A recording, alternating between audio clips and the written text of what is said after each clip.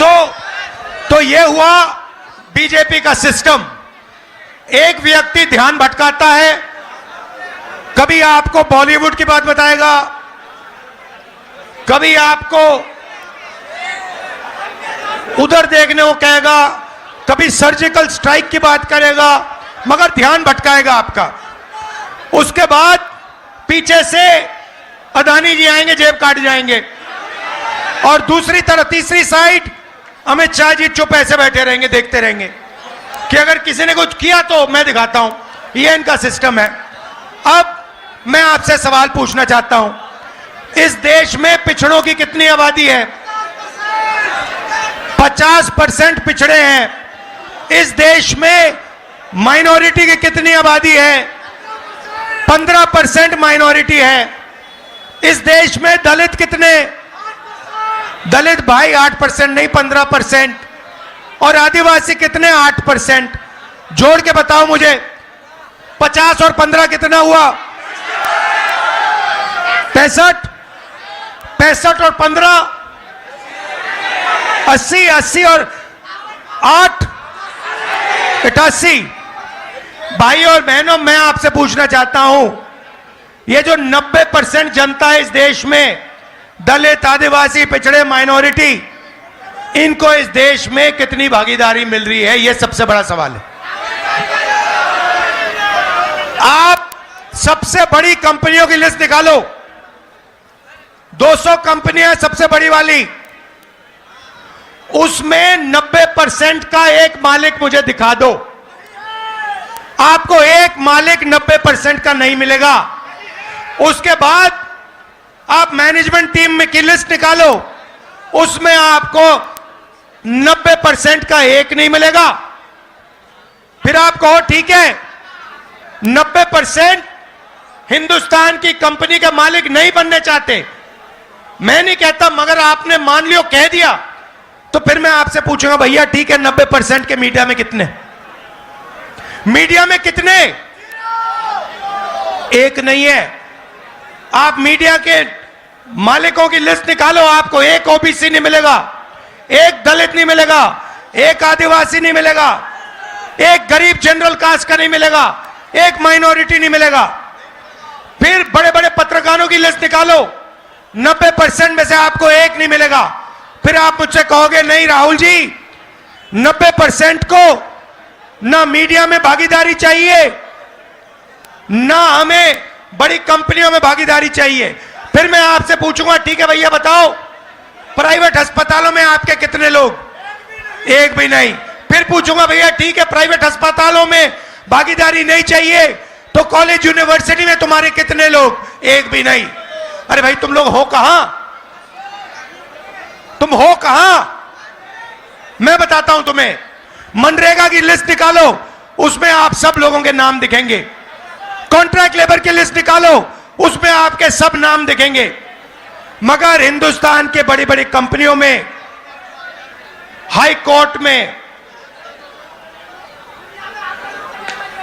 Media में आपके नाम नहीं मिलने वाले।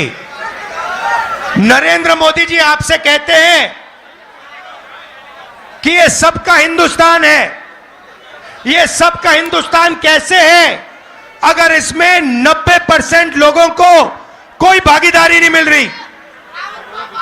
हमने मैनिफेस्टो में साफ लिखा है, मैं आपको रास्ता भी बता देता हूं। अगर 90% को भागीदारी चाहिए तो पहला कदम, जैसे जब हार्ट टूटता है पहला कदम क्या कराते हो आप?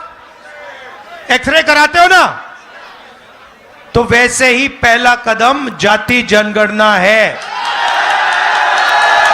इससे क्या होगा? 90% को पता लग जाएगा कि आप कौन हो, कितने हो, और सबसे ज्यादा जरूरी, आपके हाथों में हिंदुस्तान का कितना धन है। बात समझ आई? आपको कहा जाता है कि भाइयों और बहनों, एक दूसरे से नफरत करो।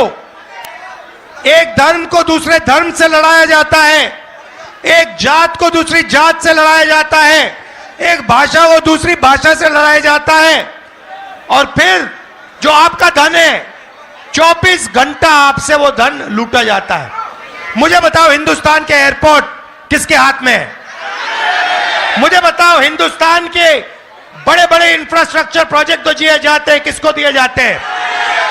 मुझे बताओ हिमाचल के सेब किसके हाथ में जाते हैं? मुझे बताओ हिंदुस्तान के सबसे बड़े पोर्ट किसके हाथ में है?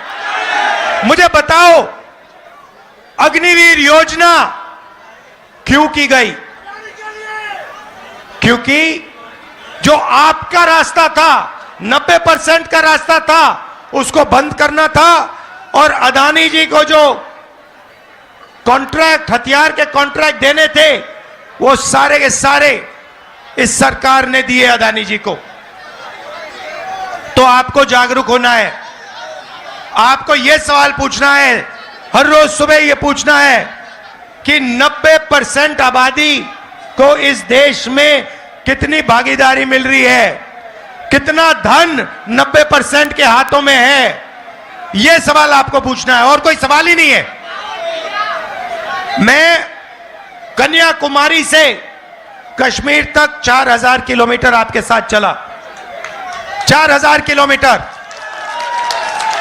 उसमें यात्रा से एक नारा निकला,